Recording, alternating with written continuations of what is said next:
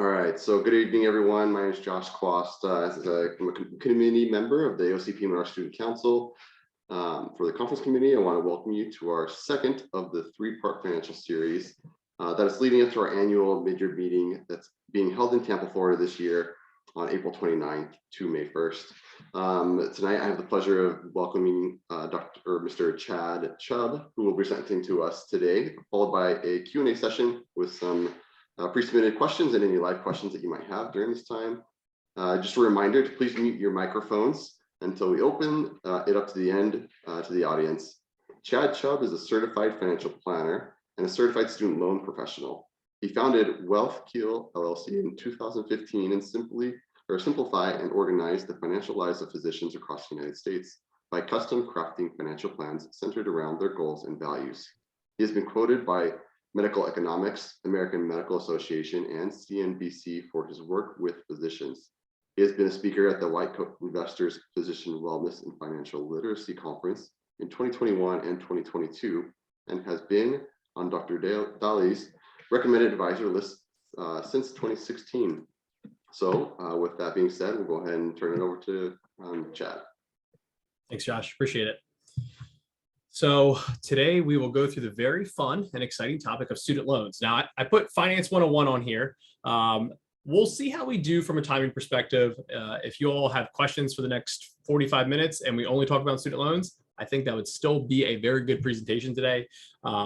If we get some time towards the end, I'll go through some high-level things. I know that Larry Keller spoke last week, so we don't have to probably get too detailed on disability insurance, but we can go through some of the bigger items we talk through, especially for like our intern year physicians, somewhere early in their training on just, hey, these are the main foundation pieces you're looking for. But I know as a group of fourth-year medical students, probably student loans are top of mind. So we will focus on that. Josh gave me a good intro. I'm going to stick with that. I always still sit here and chuckle whenever I hear introductions like that because it's always just strange to me. I put Dr. Dolly and Leaf on our page here just so you all know that we won't be selling whole life insurance or anything like that. It's just going to be information that you guys can utilize here and hopefully get a good jump start on your student loan. So my first page here will be student loans. That's the topic today. That's what we're going to go through. This page is very simple. I actually have 2 pages of handwritten notes just because of how many updates have happened since Tuesday. So while I will read through these, and these are good. Hey, Chad, we can't see the slides. I'm sorry. Oh, you know what? That's because I got to share my screen, right? Let's do that. Live? Good. Okay. All right. There's the slides we're looking for. So this slide is more or less our evergreen content that holds up pretty well. But as I said, with the big updates that we had on Tuesday and just more or less the ever-changing world of student loans right now, excuse me, we have more breaking news and more updates than what we'd kind of put through here. So, for a lot of our physicians, we always start with the main conversation piece is, are you going to be able to get PSLF, public service loan forgiveness? I'll use PSLF in short quite a bit here. Or are you going to go for aggressive payoff? And sometimes that's hard to answer, right? Because we don't know where we're going to be. Usually in training, you're at an academic institution, 501c3, pretty easy there. The hard part is right after training. Can you go the academic route? Do you want to go the academic route? Are you going to go private? What are the pros and cons there? So sometimes throughout your training, it's more or less, I'm still undecided, so we might try to tread water through there. And there's ways to do that through just the different payment plans. You're trying to keep an eye on interest. So the sooner you know this, the better. Now, obviously I'm not a physician, so I've never had to make these hard choices on, which route you're going to go. We have been able to walk physicians through this for about the last 10 years, but even when we think we got it all figured out, we have had clients that have completely switched on us. My best example is we had a physician out of Illinois, still a client today, and she was in the University of Illinois system. We were like 8 years into PSLF. She would have actually been my first one to actually get public service loan forgiveness. And wouldn't you know it, last minute offer, she ends up going to Rothman in New York City, and we completely lost PSLF. It was gone, and we had to start all over in the private world. So even when you think you have it figured out, things can change. The one note I always list here is if your student loan balance is about 1 times your income, So let's just say you're coming out of school and your balance is going to be 250, and your income is going to be 250, your salary is going to be 250, and your loan balance is 250. A 1-to-1 ratio, you can overcome that pretty quickly. Like you can probably take that in stride. If you get a 2-to-1 ratio, so again, stick with me on the 250 income, say your balance is now 500, you can still do it. It's going to require some thought, but you're going to be able to get through it if you're going through the private route. When it gets to about 3 times, so say your income is 250, your loan balance is 750, there can get a little bit more difficult. Now, in my work, I usually only see that issue with general dentists and general vets.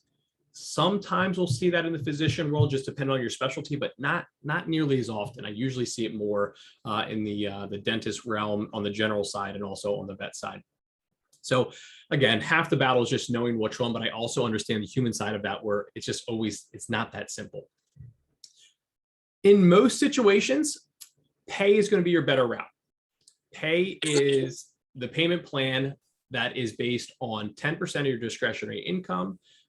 You have to prove financial hardship to get into it. So this is also another important part of not as much throughout your training, because when you're in training, it's actually very easy to claim financial hardship. All we're really using is your income driven repayment plan, which we would label that as an IDR, not to be confused with all these other acronyms, but IDR encompasses all the payment plans. So pay, repay, IBR, ICR, which you don't see all that often. But whenever you are looking at your income driven payment plan, it's covering all of those there. So pay is usually the best option. There are other situations where repay could look better. There's other situations where IBR could look better. But for the most part, if you're going to get trapped somewhere, get trapped in pay, because it gives us more flexibility, especially when you don't know what your marital status will be in the future. Because the beauty of pay is you can do married filing jointly or married filing separately. Repay, really good plan. The only downside is you will never be able to do married filing separately and actually file married filing separately from an income perspective. So even if you file your taxes married filing separately, they will still get your spouse's income. That's the only way they'll calculate that payment. So repay at a high level, very good spot to get trapped in if you need to. Loan servicers should never be trusted. So if any of you have had the pleasure of spending an entire afternoon on the line with Fed loans yet, you will eventually. I guess they'll technically be gone probably here by the end of this year, but they all react the same. In their defense, they are answering very difficult questions and they probably haven't been trained properly. So that's why I always give a little bit of a big hug to the loan servicers, because it is tough. But with that, don't ever let them give you advice. Technically, they're not supposed to give you advice, but they will, or they'll try to default you into repay.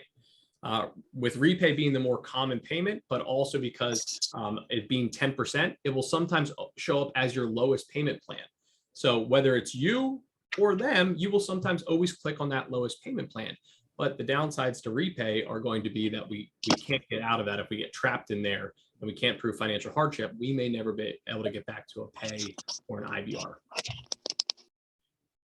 Let's take a little bit of a pivot here. So let's just, if you're sitting there and you're like, that's all fine and dandy, I'm certainly going private practice though. So I'm going to get rid of these things as quickly as possible.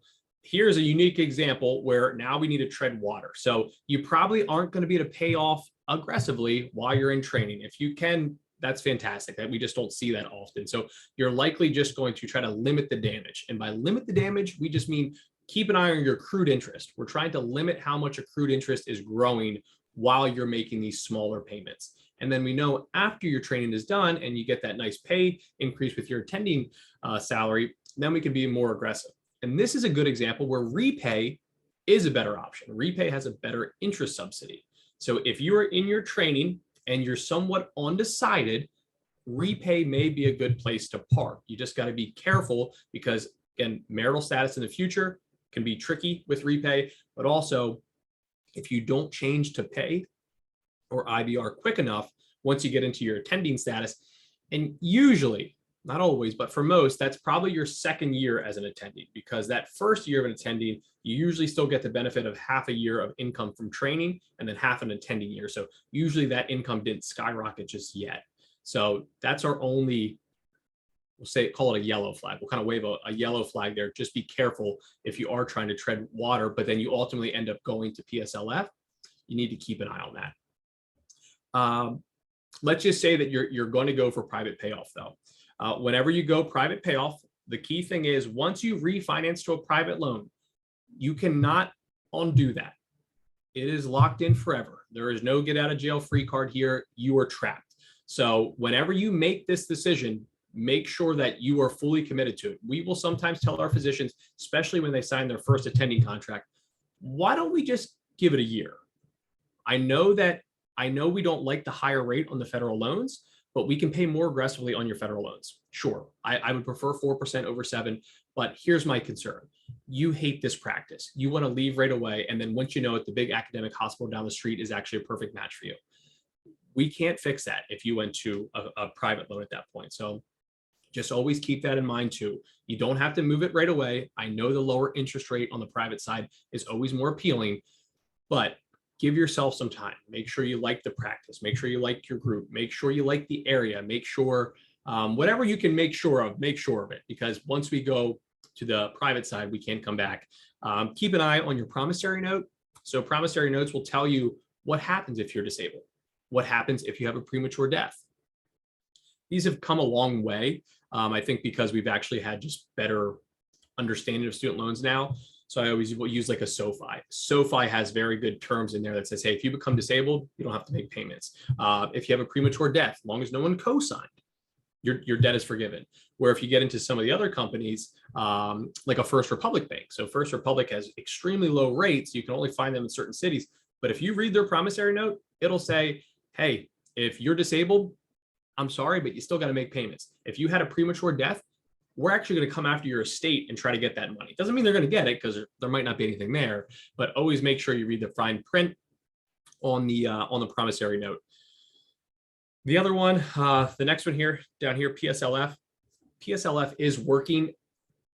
You know, a year ago, you probably maybe still had some reserves about that. And even today, you know, we just had a new client join us a few months ago, and she said, I never even thought this applied to me. We've had some clients say they didn't think it applied to their specialty. So there's just been really bad, I shouldn't even say bad, there's actually been like no guidance on how PSLF works, you know, how these income-driven payment plans work. It's actually really sad. It's one of my biggest frustrations working through the student loan process with our clients, but it's working. It's going to continue to work. You know, now if you get onto Twitter and you type in the hashtag, you know, loan forgiveness, you do see success stories. You will see those screenshots. So before we get to the hot topic questions, the big updates from Tuesday. So initially we thought loans would start up in May. We now know that will go to the end of August. So once that stops at the end of August, more than likely first payments would be due late September, early October. We've never actually had a restart yet to see where they're actually going to decide where payments would start. But our best guess right now would be late September, early October. Now, I don't ever want to say politicians are smart, no matter what side you would look at here. They're probably thinking one step ahead of us. By putting a late September, early October date, you also tee up a perfect time for a big announcement right before midterm elections. So if you're sitting there, I would suspect two things are going to happen. You're either going to get some form of maybe eventually now we do see some type of lump sum forgiveness. I don't think it's going to be anything crazy. 10,000 seems to kind of be that number. That may not happen at all, but you're teeing it up for something bigger like that. Or you might see the payments get to push till the end of the year. I would think that's more common, but we'll see. So just keep an eye on that. But currently, as we sit here, you know, we're going to assume that's going to start late September, early October.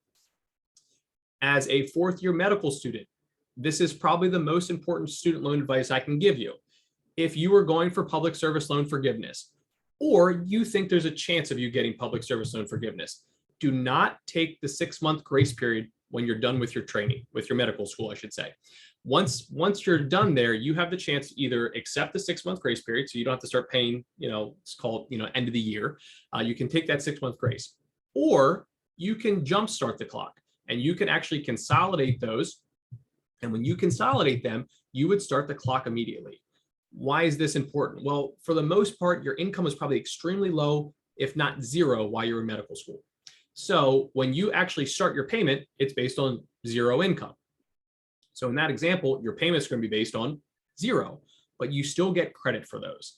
Now, we assume that payments are going to start around there, but if you can get it, even whenever they start, if you can lock in $0 payments for those 6 months that you would have had grace, you just got 6 months ahead. It's a win. So that's the one thing we always tell our fourth year medical students is if you can, I would do that. There's not really a big benefit to deferring that or taking advantage of that 6 month grace period, because your payments are still going to be 0. Now, if you had a lot of income, maybe you had a side job or you were doing something else on the side, maybe there you want to think through it. But even with lower income, your payments are probably going to be a couple bucks because of the way they calculate those payments. So that's another item to put on your radar. I think I said this earlier. You don't need to be perfect on selecting your payment plan, especially while you're in training, because you're still going to be able to prove financial hardship throughout there, assuming that you have a pretty solid balance. If your balance is really low, it gets a little bit trickier there, just on how they calculate that. I'm going to pause here because that is me talking for about 20 minutes on student loans. What questions can I answer? This is a section where I realize personal finance is extremely personal. But your student loan question probably relates to numerous individuals in the group as well. So whether you want to type it in the chat or if you want to unmute yourself, I'll pause here a few minutes to let some come in. I think I saw one come in.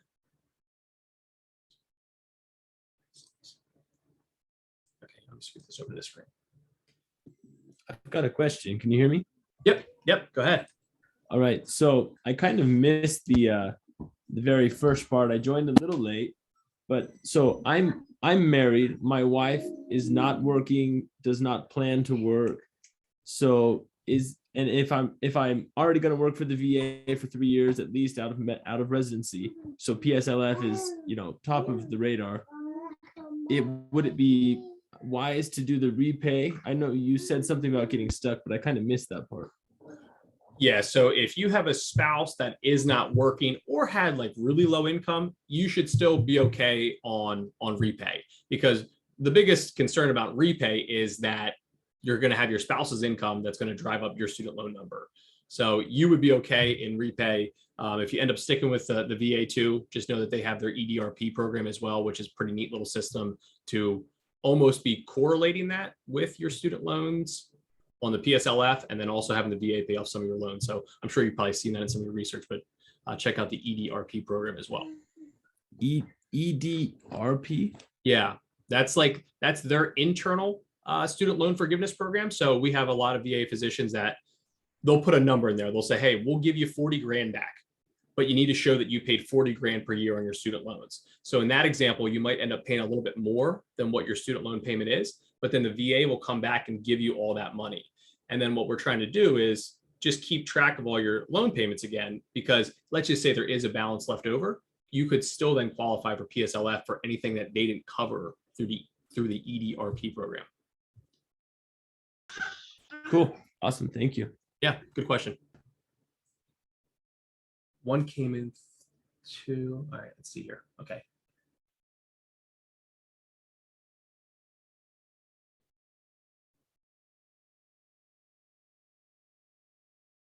Okay, so on the question on repay and then switch to pay, I'm okay with that. The key would be that you got to make sure you still qualify to get into pay. Pay requires financial hardship. Financial hardship is calculated by taking what your 10-year standard repayment would be compared to pay. Pay needs to be lower than your 10-year standard repayment, or you don't prove financial hardship, and then you'll never get into pay. So that's the only main thing to keep an eye on. That's where you could get trapped, because if you waited too long, or if your loan balance came down too much, usually that's not the case because we're treading water here. More than likely, we're actually accruing interest. So that's the only thing to keep an eye on. I'm okay with repay because it's actually giving you a better interest subsidy. So even if you were not fully decided on private versus academic, repay is the better place to be at. The key is you just got to make sure you get back into pay, or IBR is the other one, just depending on the dates of your loans. Thank you so much. Yep. think the second one was in there too. Second, that question. I wanted to switch to pay. Okay, I think I got that one. Do we have to consolidate our loans to start PSLF? Also, does that change the interest rate? Good question. So the third question I got there, you do not have to consolidate your loans to start PSLF. However, you do want to make sure that they're all direct loans. I would assume, based on my estimation on when you all took out loans, they should all be direct loans. But if you have any loans that say fell before them, federal family education loan or Perkins, those loans would need to be consolidated. So that's another special student loan provision right now until I say Halloween, but October 31st, 2022. Halloween, just an easier reference. But if you have any of those loans, you want to make sure you're getting those into a direct loan. Past payments shouldn't pertain to most of you, but if they did, October 31st is a really important date, because then you get credit for all of those payments on loans that used to not qualify. They would now qualify. So you don't have to get into there's no program for PSLF. PSLF is just saying we met these requirements. I made 120 payments. I was in an income-driven payment plan for those 120. I was with a 501c3. I confirmed my income every year to keep my 120 going. So there's not actually a PSLF program per se. We're just more or less following the rules that they put out there. And then when you do consolidate, the second question is actually a really good question that's missed quite a bit.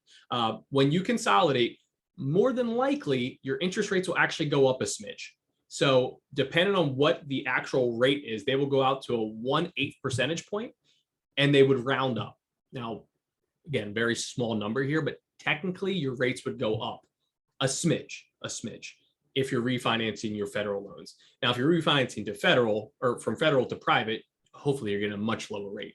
But when you do consolidate those, you will get a small uptick. You would probably barely notice it, because it's more or less a rounding error on how they do it.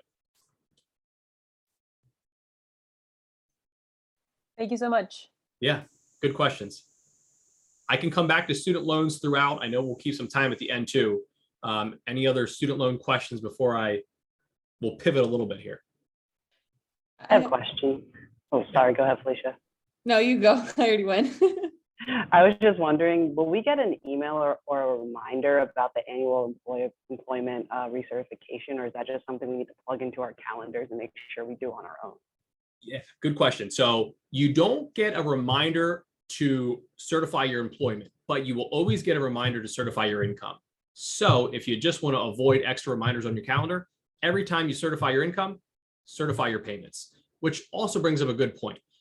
Certify your payments when HR is down the hall from you. When HR is across the country, you just make it a lot more difficult for yourself. So every single year, always certify. It's not that you can't certify when your program was your first year attending, right? You had your fellowship, you had your residency.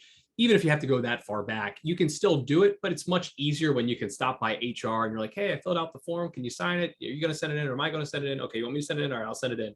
Compared to, having to do all this through the internet. We have a client now that's down in Florida, and, just contacting the HR team at Jefferson. It's just, you make it more difficult than you need to. So that's why I always say, try to certify those every single year. And if you want to avoid that calendar reminder, when they ask you to certify your income, just use that as your reminder. Also certify your payments as well. I had a question about I have some private student loans, and I've been looking into refinancing options, and I'm reading books and listening to all these podcasts, and everyone has a bunch of ideas about how to do this. And I hear about like hacking refinancing because of the cash back and things like that. I guess my question overall is, what is your basic advice for refinancing private loans, and how often do I do that? Do I do that once as I'm entering residency, and then again when I have a new income as an attending? Yeah, so first and foremost, when you're just doing your initial, like, hey, where's my best offer? So we usually say, go to the White Coat Investors page, Dr. Dolly's page, or even the student loan planner. You're going to get some money back. So those cashback refinances, I would say, just Dr. Dolly just does so much volume through those links, and same with student loan planner. So the first thing you want to do is just go get a few quotes. So for our clients, we usually say, hey, go to Credible. Credible's a good one because Credible is only one institution that actually gets quotes from a whole bunch of different providers. So on there, you'll see, and they now have SoFi. So you'll have SoFi in there. You'll see Citizens. You'll see maybe some other loan providers you haven't seen that often, like the big ones, right? So that's usually a good spot. So make sure you do just a soft inquiry. Don't let them do a hard quote yet, because that will actually affect your credit score. So if you do soft quotes, it's usually a fair estimate. Like we've never seen anyone get, hey, here's your rate at 3%. And then they go through a hard pool and it's like, never mind, we got you at 7%. You usually don't see anything like that. So Credible is a good one. The big ones, right? You'll have SoFi, but they're incredible. But Laurel Road's very good. Common Bond's very good. Earnest and Splash are newer, but by being newer, they've been a lot more aggressive on the student loan front. I think the most recent refinances we've done for our clients, I think Earnest and Splash were actually lower for all of them. So part one, get a few soft quotes. And at this point, you're just trying to find the lowest rate, right? Make sure the terms fit, make sure you're comfortable with the number. And that's part one. After that, into like the hacking part of it, the beauty of refinance your student loans is there's no closing cost, right? Like when you go refinance your mortgage, it costs a lot of money. It's actually pretty annoying to do it. But on your student loans, it's, throw it in. Okay, here's your quote. All right, you want to do it? Great, fantastic. So if you can find lower rates, go for it. And then also, if you keep using some of those links, you're usually going to get a couple hundred back. Maybe it's 200, maybe it's 500, maybe it's 1,000. It usually just depends on your loan balance. My one concern with the hacking part of it is going to be that worked really well the past few years because rates kept going down. You're probably about to enter a completely different environment where that's probably not going to be nearly as appealing because rates are more than likely ticking up on us. Now, if your overall credit has improved, right? Your income's higher, maybe you paid down some debt, or maybe you're just watching your credit score go up. If it's 5% this year and then 5% next year, but your credit profile has gone up and you're just a better looking borrower, right?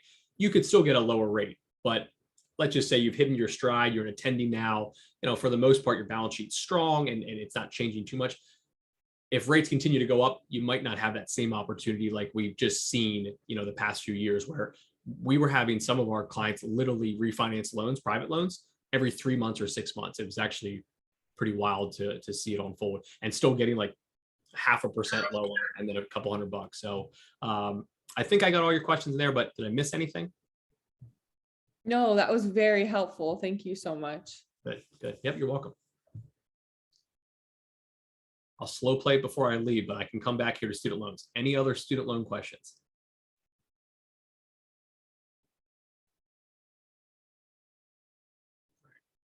Again, don't hesitate to send more over. I'll keep an eye on the chat and then we'll save some more time at the end too. So let's just do some investing basics. I know what you're saying, Chad, we're probably not going to have too much money here to do investing, but let's just talk through some big picture things. So when you get to your intern year here, you get to your program, just see what they have. Some programs have matches, some programs don't have matches. This is an internal argument we see amongst a lot of physicians on how come they get it, but I don't. But keep an eye out for that. So, usually in academic medicine, you'll see this 403B, maybe you'll see a 457B. More than likely, we're probably not getting here yet. You're probably going to be in this area of a 403B. 401ks are out there as well, just depending on how they structure, but usually you'll see a 403B. These two act the same. They're pretty much, they're twins. 457B can go, I won't get too detailed, but you have essentially government 457Bs and then non-government 457Bs. And there's a big difference on how those would react if, say, your hospital went under per se. We won't get into 457Bs now.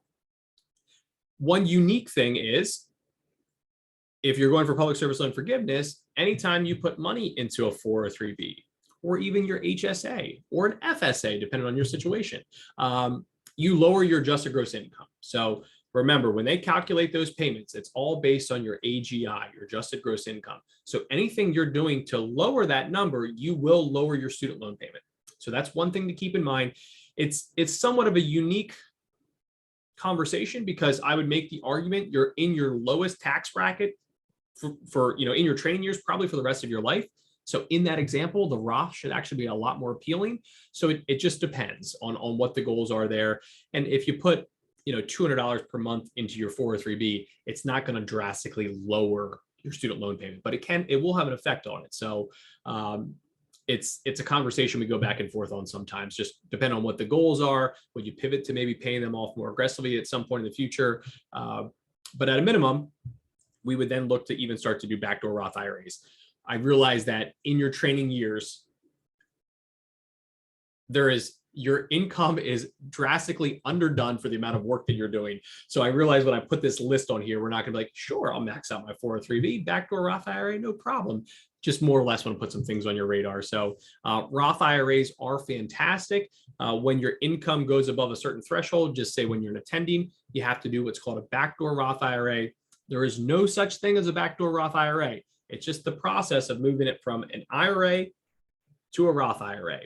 And this is just more or less a loophole in the tax code. They know it's there, they've acknowledged it, so we're not breaking any rules here, but your income's too high. So what you do is you put, the max right now is $6,000. You can do less than $6,000, but you put $6,000 into an IRA. That's labeled what we call a non-deductible contribution. So it goes in there, and then all we do is we convert it to your Roth. That little move is the backdoor part. They make it overly complicated to get something done that simple, but that's all we're doing. But we work with a little bit over 100 physician households, and I think 98 of them are doing these every single year. The other 2 are just a little bit older physicians that we don't need to do it anymore. So very popular. We pretty much are using this with every physician that we work with. And the big goal is that when we all retire, we don't know what tax rates will be at the end of 2022. So who the heck knows what they're going to look like when we all go to retire? So you're trying to have a good mix of pre-tax assets, which you're usually seeing here, 401k, 403b, after-tax assets, this would be your Roth, and then taxable assets. This would be what we have down here where it says a taxable account. And that's just a traditional brokerage account. There's no real limits to how much you put in or how much you pull out. And it's just taxed at what we would label as capital gains, assuming that you held it for a year and 1 day. So just want to put some accounts on your radar. I'll pause here too for questions. 529 plans, also, a popular investment vehicles, just depending on really where you are from a family planning perspective. 529 plans also, I would say your child technically does not have to be born yet. So if you're saying, hey, family planning is a goal of ours, you could open up a 529 plan. Again, understanding that while you're in your training years, you're probably not just like, hey, I got all this money, where should I put it, man? But more or less want to get these out there on your radar. So I'll pause here. That's a very high level of investments. We can go more detailed than that. We can keep it there, but what questions do you have on just the investment basics, the investment 101? So I have a question in my health system offers the 403b. So can I just forego contributing to that and open a Roth? And who do I open that Roth with? So the Roth or the 403b could have a Roth option. So there's no real downside to doing that. So if you said, hey, I wanted to do some Roth contributions, but I didn't want to have to open up a new account, you could use the Roth 403b. That's very common today. The nice thing about your employer plans are they're going to give you a list of investment options. Some would say that's a downside because you're not free to the investment world, but in reality, we don't need to overcomplicate this. You need to have some good low-cost index funds. Heck, you can keep it really simple. If you even just wanted to do a target date fund to keep emotion out of it, you can do that. It's not the sexiest investment, but it's going to get the job done. So you could do that inside the 403b. If you wanted a little bit more control of it, you could then look to open up a Roth IRA, depending on where your income is. If you're a medical student or in training, your income's still low enough to just go directly to a Roth. So you don't have to get overly complicated here. Usually you're going to either open this up at a Vanguard or a Fidelity. You might see a Schwab. Schwab has bought TD, so TD's out there still, but Schwab will essentially take them over. But the 2 most common that we see, and probably the 2 that I would label as the easiest to work with, are going to be Fidelity or Vanguard. And the nice thing is, if you're a DIY or do-it-yourselfer, you can pretty much Google search how to do a backdoor Roth IRA at Fidelity or Vanguard. I think Dr. Dolly has one for Fidelity, the White Coat Investor, and I think Leaf, Physician on Fire, has a really good one for Vanguard, like literally screenshot by screenshot. Do this, click here, click here. So you could actually have 2 separate routes to get money into the Roth. Did that answer it? Yes, thank you so much. You're welcome. other investment questions? I have a question.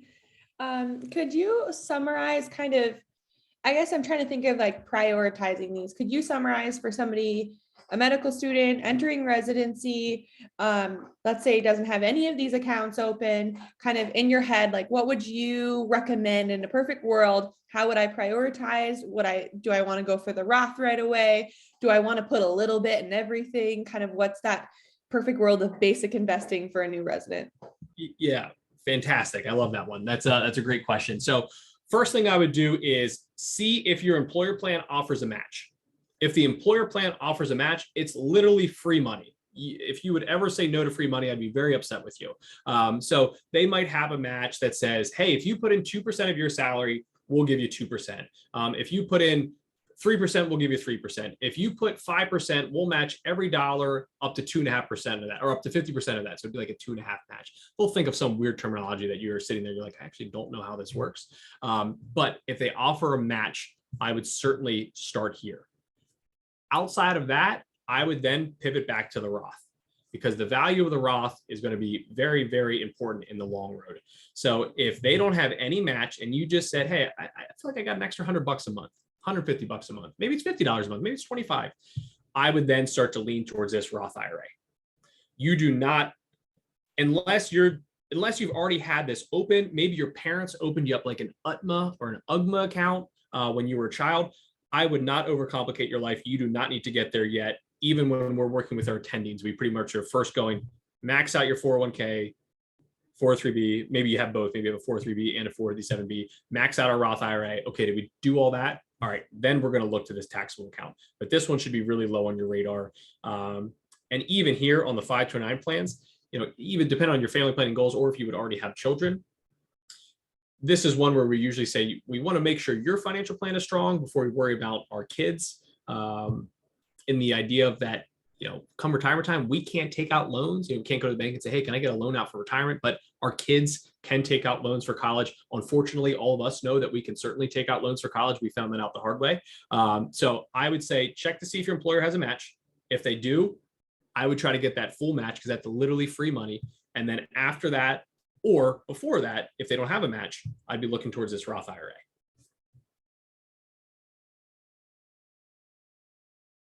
Feel good there?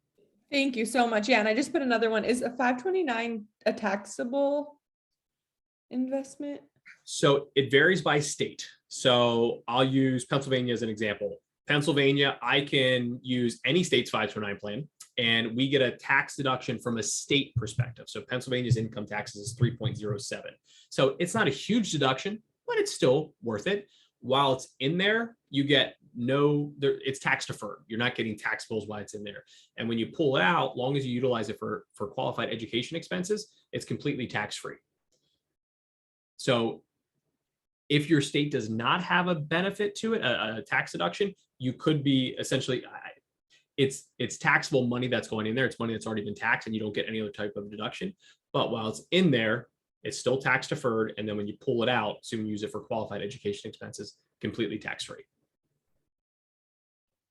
Okay, thank you so much. Yep. I have a follow-up question to the one that I asked about when you were summarizing everything, but it made me think of kind of, I think, like devil's advocate side of things, like you were saying. I think a lot of us get overwhelmed to think of investing because we don't have money.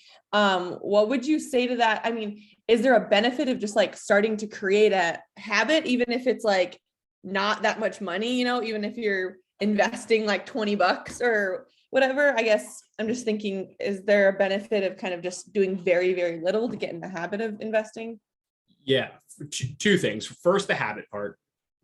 Once you create that habit and your income continues to go up, much easier for you just to increase the numbers. But the other part of it is just compounding interest. Like, there is no magical sauce in investing. There's not like a magical portfolio. If someone ever sits down with you all and they're like, I have this magical sauce, you guys should run quicker to the door than you've ever ran, because it doesn't exist. The most powerful tool in finance is compounding interest. Compounding interest is just time in the market and control your emotions. So when you see the crazy stuff hit the headline news, your goal is to stay out of, don't touch your investments. Don't even look at them. Don't even pull up the statement. Don't even be tempted. So and you know, when I noted that $25, that wasn't by mistake. That was just more or less in the idea of like, I want you to get into these good habits. And if you can save $25, $50 per month into a Roth IRA, you're going to come out ahead of most of your colleagues. You know, most of our clients are always, well, they love to ask like, how am I doing compared to the others? I'm like, well, it doesn't really matter because it's your financial plan. The only person that matters in this financial plan is you. But if you get that head start there, it's going to help you, but you've also created a good habit. So little things like that, $25, you know, $50, $100 a month randomly here or there, whatever the case may be, I would definitely say getting started sooner than later, no matter how small that number is, it's a win. It's a win. And it's just going to set up bigger wins as you go forward. Thank you. Yeah. Good questions. So I have another question, sorry. No, you're fine. Keep firing away. My partner has a 401k from a prior job as a medical assistant. As we move forward, should we leave that in that type of account, or should we try to pull it or roll it over to a different one as we gain? Fantastic question. You'll always know when you're working with a financial advisor that knows about the backdoor Roth IRA. You should never roll over a 401k or a 403b into an IRA. That's a very common practice because it seems like the easiest thing, but you should not do that because it's going to start to affect your backdoor Roth IRAs. So the main answer to the question would be, all you would do is compare. You would say, does this 401k have better investment options and lower internal costs than my new one? If it does, you might end up keeping that account. Going back to the VA uses the TSP, the Thrift Savings Plan. You will not find a lower cost plan in the country. We'll find physicians that had like $1,000 in their TSP. Say, don't close it. Keep it, because now whenever you change jobs, if we want a good low cost plan, we can still roll money into that plan, even though you're not actively employed there anymore. So in that example, just compare current 401k to the new 401k. If the new 401k is the same fees or less, roll it over, keep things organized. There was a recent study that came out that said there's like over $1 trillion of unclaimed 401k money. And this is why one of the big things we do with our clients right at the start, we literally call it spring cleaning. We go get all of their old accounts. Hey, I had this one in residency, this one in fellowship. I think my mom or dad opened one here. Now I got this new attending one. We just go and get everything cleaned up as much as we can so that it's organized. We don't lose anything. So compare the two. If the new one is better, roll that in. If the old one is better, it's okay to keep it as is. Just make sure you always have eyes on it. Make sure you're kind of noted in it, whether it's your Excel spreadsheet or your financial planning software, whatever the case may be. That answer, Mark? Thank you. Yep, good. Any other investments? Again, at the end, we'll keep this as open as possible. I realize we're probably getting close to that too. The next page, though, I will say, Larry should have did most of the heavy lifting here. So I'm not going to get too far into this. I'm sure, I'm not going to say I'm sure. I know Larry took care of this one. The only thing I'd bring into play here on the life insurance, for the most part, you're always looking for term life insurance. Larry may have noted this as well. We kind of note if you have good health, you're probably going to do better in the private market. If you have questionable health or something pops up there, you might want to look for the group option through your employer. So just keep that in mind. Other interesting things to look for: HSAs, health savings accounts. So the key with an HSA is, though, you have to use a high deductible health plan. So if a high deductible health plan does not fit you and your family's needs, because maybe you just have higher medical bills, maybe you're family planning, maybe you have to go get a knee fixed up this year, whatever the case may be. Maybe a high deductible health plan doesn't make sense in that given year, but you can always switch in and out as well. But HSAs, really neat account. Doesn't have to be invested, but you can get it invested. Triple tax benefit here. So tax deduction up front, no taxes while it's in there. And then if you pull it out, completely tax-free if you use it for health items. FSAs, same thing. Tricky part about FSAs, just make sure your money does not expire. So FSAs, you usually see it healthcare or dependent care. So just keep an eye on that. But a nice tax beneficial item here. Both of these are pre-tax items. So this would also help lower your adjusted gross income, which in turn lowers your student loan payment. Umbrella insurance. If you take one other thing out of this meeting, umbrella insurance. you can go get $1 million of umbrella insurance for about $200 per year. Umbrella insurance is just extra liability insurance. Heaven forbid anyone was ever hurt in your home. Even if you're renting, it technically covers your renter's policy. I could never think of a good example of how someone would get hurt in your rental property, like the home that you're renting, and then sue you and win. I don't think that could actually play out. But let's just say from an auto perspective. So if you own a car, you're renting, or own a home, this is a really good investment of $200, because heaven forbid you hurt someone with your car, they sue you, they find out you're a physician, they no longer, it's not medical bills anymore, right? You could still be your intern. They still think you make $100 million per year because you're a doctor. So just adding extra insurance, and then as your net worth increases, you can increase that number. Asset protection, very popular word in the physician world. You don't have to get too crazy at the start. You know, when you use your employer's 401k, 403b, those are protected by ERISA. Those things are ironclad. You're not getting through those. Most states offer really good protection on your Roth IRAs, your IRAs.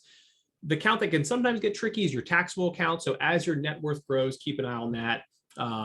I always joke, my number one asset protection tip is just always make sure that you love your significant other, your spouse.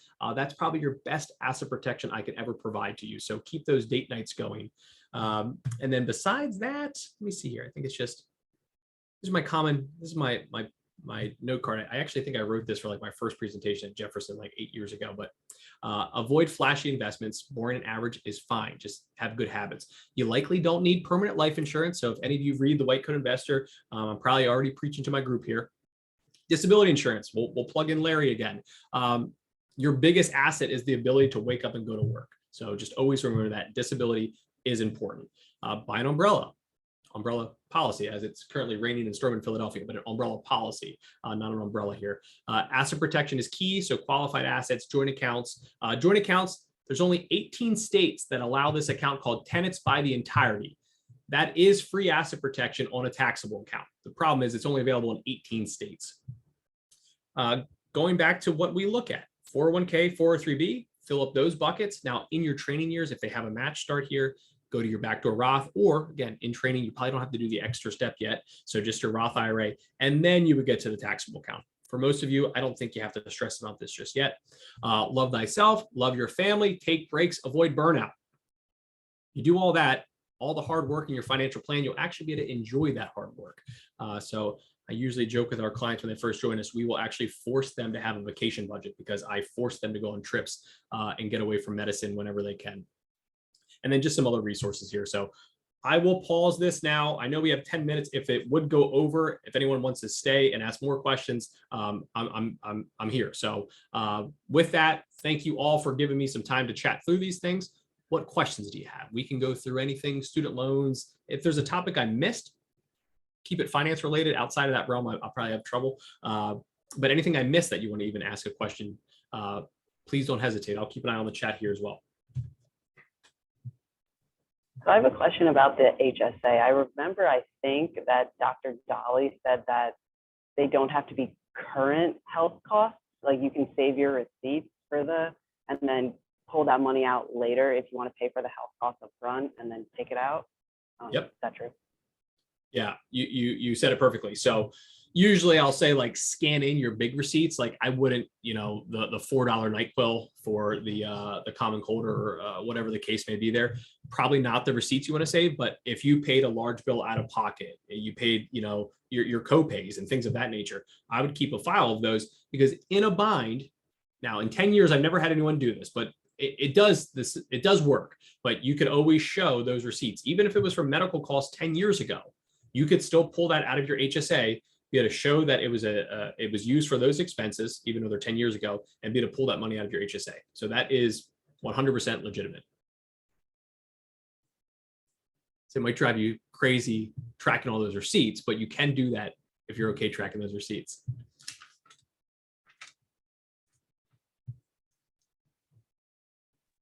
I have a question.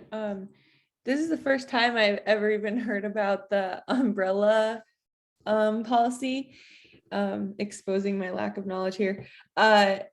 So that's recommended in residency, correct? Is that what you're saying? I would say it's recommended to everyone. Yes. Yes. I'm trying to think of like a way I could get out of that. And I can't think of a good example where I would not say yes. Like I'm thinking through different case studies and I would be putting that in play. Now, here's where it doesn't apply. If you don't own a car and you're renting, the odds of you ever having an issue are extremely slim. If you're renting, but you own a car, I would still have an umbrella policy. So I guess I would add like a little bit of an asterisk there, but certainly even in your very first intern year, I would have an umbrella policy in place because it's cheap. If it was $200 per month, I'd say, well, listen, we're gonna have to take some risk here and hopefully nothing crazy happens. But at $200 per year, I'm more comfortable saying yes to a very broad stroke of the brush there, unless you're in one of those unique spots that I just mentioned. Okay, okay, that's helpful. Thank you. Yeah, good question. It makes you feel better too. I didn't hear about umbrella policies until I started to study for the CFP, and then it was like on like every page. So don't worry about any lack of knowledge there.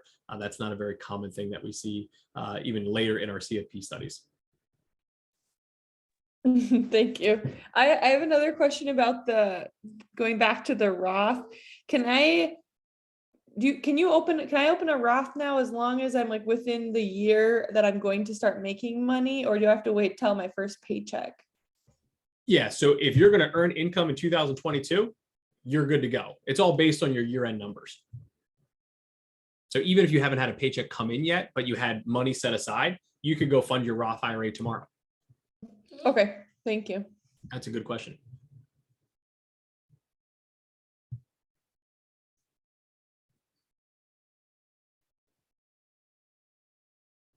I slow play the end of them. So you guys let me know questions. Hey, I had a question. If you feel that you can get an early retirement, does Roth IRA still make sense? Yes. So if you're going for an early retirement, we'll call it our FIRE movement, Roth IRA is still really helpful because remember, even if you're doing backdoor Roth IRAs, you can always get access to the basis. So when you put in that $6,000 per year, if you're doing it without a backdoor Roth IRA, you can actually get access to that $6,000 at any time. This is why I don't use Susie Orman too many times in my quotes here, but this is why Susie Orman tells our generation quite a bit to use the Roth as the emergency fund, because you can pull out that $6,000 for anything. Now, once you start to do those in the backdoor Roth IRA format, whenever you convert it, it does create a 5-year window. But after that 5 years has expired, you have access to all of your contributions in there. You wouldn't have access to the gains until you're 59 and a half. That's the one downside, but a Roth IRA is still a very valuable tool there. And there's other ways to get money out. You know, your 403Bs, you can do other things. Like there's something called a 72T where you can pull money out of there. For our clients that are going for very early financial independence, we are a little bit more aggressive than on the taxable account because we don't really have any issues there, but there are still a lot of ways to get even to qualified money. So 401k, 403b, Roth IRA, still all labeled as qualified money, but you would also want to be keeping an eye on your taxable account because really anything before 55, you're going to have a few buckets to pull from to kind of piece that all together appropriately. Cool, thank you. Yep, good question. I had a question about submitting taxes this year. I've heard differing things. If we start, paying off our loans this year and we submit taxes for this calendar or last calendar year, and then we have to pay $0. And some people say you have to submit taxes to be able to get the $0 income. Do you know if that's true or not? I've heard different things. Yeah, so it's funny. One of my buddies is Tyler Olson. He's on he's a big voice on Twitter, and they were just talking about this. I was always under the impression you had to file, even if it showed a 0 number. But then there was a note on there. I think another physician jumped in and said that they pretty much said that they were able to submit that they didn't have income, but because of that, they didn't file a tax return. But I think all of the clients that we've worked with, even if it's just a one-time plan, they've at least submitted a return, even if it showed 0. So they would just submit their tax return and then the receipt that says, hey, it was submitted to the IRS. But you might have some flexibility in there. I just have never seen it on my side to be able to give you like a hard yes or no to. But I think others were saying that they have shown no income without a tax return and they were okay in that situation. Awesome. And then I had one more question too. So I know you talked about the differing rates that happens if you consolidate all your loans within the government. Do you suggest doing, I mean, I know it depend per person, but do you suggest doing that overall or just keeping them as the individual loans? If you're going for public service loan forgiveness, I think consolidation just looks prettier. You know, instead of like 8 loans, you have 2 loans. You have your direct unsubsidized consolidation and direct subsidized and unsubsidized direct consolidation loans. So I think it looks prettier. And even though the rate ticked up a little bit, it doesn't really mean much to us because we're going for PSLF. Because remember, your loan balances are based on the actual amount taken out. And then you'll see this accrued interest bucket, and then you'll see your final number. And the accrued interest doesn't capitalize until you make a change in your payment plan. That's where we start to get a little bit worried about negative amortization and things of that nature. So if you're going for PSLF, I would consolidate because it looks prettier. If you wanted to get the 6-year clock started or the 6-month clock started from the grace period, you have to consolidate regardless. But if you had good rates in place and it didn't bother you seeing a few different loans as opposed to just 2, you could keep them as is as well. But it only rounds up such a small amount that very rarely do we tell someone not to do it for that reason, because it's such a small fraction. Thank you. Yeah, good questions. Just a couple of questions from my side. First off, hopefully this one's not as quick. When we go to at the end of this year for 4th years, I guess, and we're trying to defer, is there something that we just have to submit, like our acceptance into residency to be able to get that grace period, or does that automatically apply to us or just take effect? Yeah, good question. Grace applies regardless. So that's why we tell everyone, if you don't know about it, everyone just kind of lets that play out. So that's why we would say force it to consolidate if you wanted to start that earlier. If not, you get the 6-month grace regardless. So we'll send you a notice that says, hey, your first payment's due, December 13th or whatever the example would be, but you don't have to do anything to get that grace. That will kick in regardless. Perfect. And then the second question is, again, for a lot of us going into residency coming here soon, our finances are going to change, I think, a decent amount, just because we'll actually be earning an income at this point. One of your bullet points on here is talking about budgeting and tools and things like that. Do you have any tips or things that we should take into consideration when creating our budgets and trying to make sure that we, use these finances that we're going to receive wisely? Yeah, this blog post down here is actually a good one. Building a budget for medical residents. That was one of our first presentations to Jefferson. Literally, I think we probably did that about 8 years ago now. And I update that every year with the most recent pay. And I say, hey, here's our estimates. You're going to have your student loan payment. You're going to have your disability insurance. Here's what we think you might have left over. It's just a high level overview, but there's also a built-in Excel spreadsheet that you can take and make it your own. And we even build in like tax estimates and everything. Budgeting is certainly important. The reason why budgeting is just a topic where it's one of those things, you either love it or you hate it. There's not really like a middle ground to budgeting. At least I haven't found it with our clients, or heck, even myself. So budgeting would be something to get into. We love YNAB and Tiller. YNAB freaks me out a little bit. YNAB kind of makes you forward think about money, where Tiller is like your traditional like Excel spreadsheet. But if you had to pick up like one financial habit through your training, if you could start to get into budgeting, and budgeting does not have to be like overkill, right? You could do this once per month. We have some clients that they sit down with their spouse or significant other and they make a date night out of it. And they'll get their sushi, their takeout, and they'll just talk through things, right? So it would be something I would certainly highly recommend. But I think sometimes we get overwhelmed and we think budgeting's like, every time we have a charge, we got to write it down like our notebook. It's not that. You could do this once per quarter. Heck, if you did it once per year, you're probably ahead of most. So I would certainly work to build a good budget habit now. So while you're doing this in your training, and then when you become an attending, you can just build that. And I also think it's just a good household habit too, to kind of keep everybody on the same page. So budgeting gets a big nod. Great, thank you.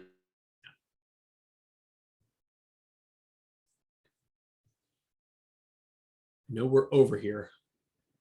I have nothing else to do besides walk home in probably a torrential downpour. So I have more time. If anyone has other questions, I can linger around here. Murray, do you provide my email address? Actually, you know what? I put my email address on here. Put it in the chat as well if you'd like. Okay, yeah, I'll put it in the chat. But if you're also shy and you don't want to ask questions, because I get personal finance is shy, do not hesitate to send us a note. Just make sure I got that right there. I'll put it in the chat there. I like you to do it. So you can send us notes. Good timing there, Murray. Our blog has some good stuff on it. If you're not reading The White Coat Investor, you're going to get good stuff there. Leaf, Physician on Fire. There's a whole world of real estate out there that we don't really touch on in this, that there's plenty of good voices out there in the physician world. So plenty of good resources out there. Anything I can answer for you, please don't hesitate to send me an email. But any other questions before we call it a night, assuming that you're East Coast night? One final question. When do residents typically work with you, or do people usually wait till they're attending?